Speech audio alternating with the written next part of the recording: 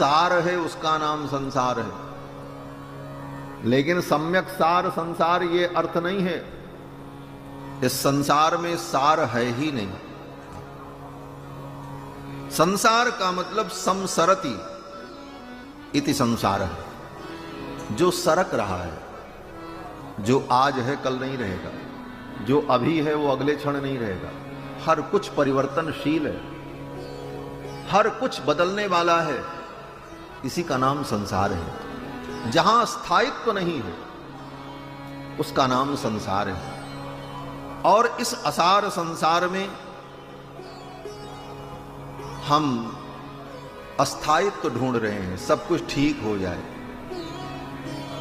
सब कुछ स्थिर हो जाए, लेकिन यहां कुछ भी स्थिर होने वाला नहीं है।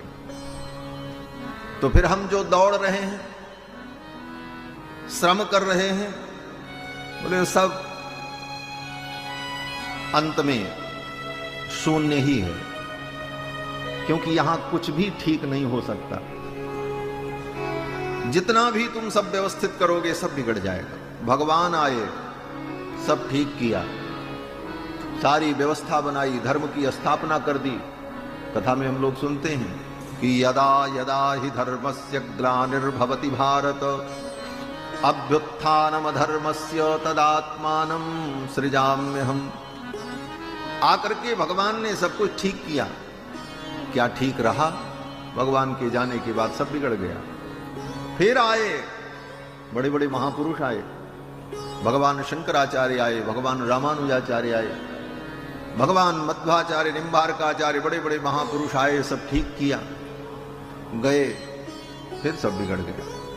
यहां कुछ भी स्थिर नहीं, इसी का नाम संसार है। संसरति इति संसार है, जो सरक रहा है, परिवर्तनशील है। ऐसे संसार में बहुत ज्यादा सब कुछ ठीक करने के चक्कर में भी नहीं पड़ना चाहिए। अपने को ठीक कर लें वही ज्यादा अच्छा है। अपने को ही हम ठीक कर लें, अपना कल्याण कर लें, यही सबसे बड़ी बात है। श्री सूत जी महाराज कहते हैं कि असारे संसारे विषय विषसंगाकुलधियः क्षणार्धम क्षेमार्थम पिबत सुख गाथा तुलसुधाम। हे संसार के प्राणियों, इस असार संसार में व्यर्थ में इधर उधर मत भागो। किमर्थम व्यर्थम भो ब्रजसी कुपथे कुत्सित कथे। तो क्या करें? कहते हैं क्षणार्धम, थोड़ी देर, आधा क्षण ही सही भगवान की कथा सुनो। किस लिए? बोले अपने कल्याण के लिए। क्षणार्धम क्षेमार्थम। क्या सुने? बोले सुनो मत। पिबत शुक गाथा तुलसुधाम। अमृत के समान जो गाथा है, शुक गाथा, इसको पियो, इसका पान करो। थोड़ा भी समय निकालो, थोड़ा भी अगर सुनोगे तो कल्याण हो जाएगा। एक घड़ी आधो घड़ी, आधो में पुनियाध, तुलसी संगत साधु की हरे कोटि अपराध।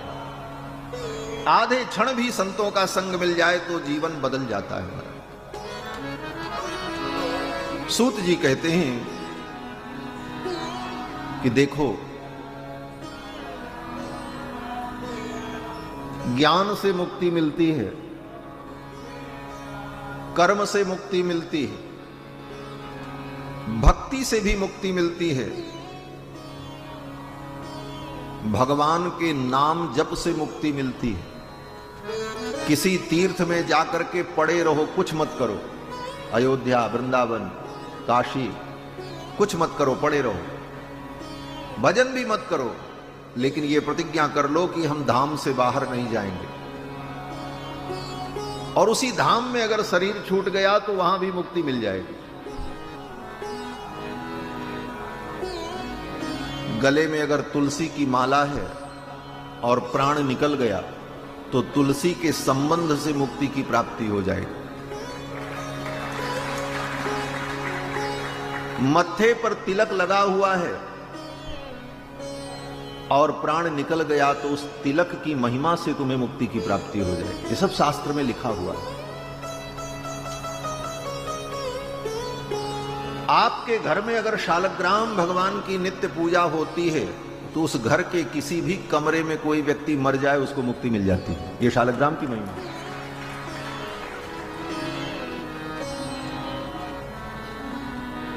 शालग्राम शिला यत्र यत्र द्वारावती शिला उभयोः संगमम यत्र मुक्तिस्तत्र न संशया।